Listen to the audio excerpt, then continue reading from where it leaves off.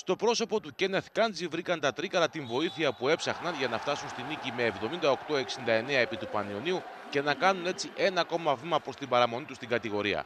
Ο Καμερουνέζος σέντερ στην τελευταία του εμφάνιση με τη φανέλα των Τρικάλων ήταν εξαιρετικός στην τελευταία περίοδο και στις δύο πλευρές του γηπέδου, βοηθώντας την ομάδα του να κρατήσει την διαφορά που είχε φτιάξει και να πάρει το ροζ φύλλο με τη βοήθεια πάντως και των Τσούπκοβιτς και Χάρης που ήταν εύστοχοι από τη γραμμή των βολών. Ήταν μια ομαδική προσπάθεια. Νομίζω ότι η ομάδα στο δεύτερο ημίχρονο έδειξε πάρα πολύ καλή άμυνα.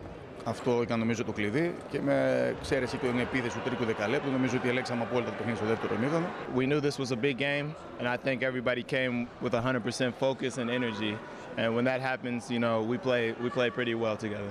You win, you feel good. You lose, you feel bad, you know. So we're happy with any win. You know, it doesn't matter who plays great, who plays bad, who's doing what.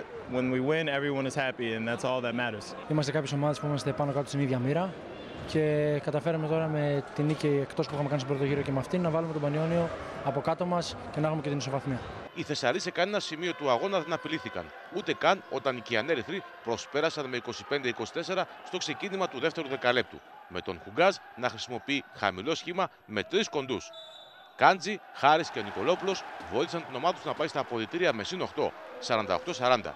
Οι φιλοξενούμενοι προσπάθησαν μέχρι το τέλος, όμως όσες φορές πλησίαζαν ή και ισοφάριζαν δεν μπορούσαν να κάνουν το κάτι παραπάνω. Και πλέον θα χρειαστούν υπερπροσπάθεια στη συνέχεια για να σώσουν την παρτίδα. Το πρώτο είναι ότι ο Πανιώνιος πρέπει να παλέψει μέχρι το τέλος, έτσι. Και δεύτερον ότι πρέπει να αλλάξουν κάποια πράγματα. Είμαι 12 μέρες σε αυτήν την ομάδα και πρέπει από τα δύο πρώτα μάτς που είδα δεν έχω κανένα παράπονο από τη μαχητικότητα των παιχτών μου, την προσπάθεια. Αλλά για να φτάνουμε ως το τέλος με θετικό αποτέλεσμα πρέπει να γίνουν κάποια πράγματα που να βελτιώσουν και την εικόνα αλλά και την τύχη μας για το μέλλον. Σήμερα ήταν ένα παιχνίδι πολύ κρίσιμο για μας, με μια ομάδα που παλεύει για τους ίδιους στόχους με εμάς. Είχαμε προετοιμαστεί καλά, παλέψαμε μέχρι το τέλος του παιχνιδιού. Δυστυχώς χάσαμε, δεν το βάζουμε κάτω, συνεχίζουμε, έχουμε παιχνίδι τώρα μέσα στη εβδομάδα με το Ρέθιμο στην έδρα μας.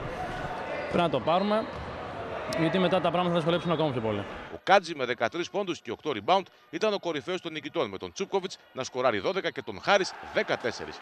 Για τον Πανιώνιο ο Κόλεμαν είχε 16 πόντους με 9 rebound και 15 πόντους πρόσθεσε ο Βεργίνης.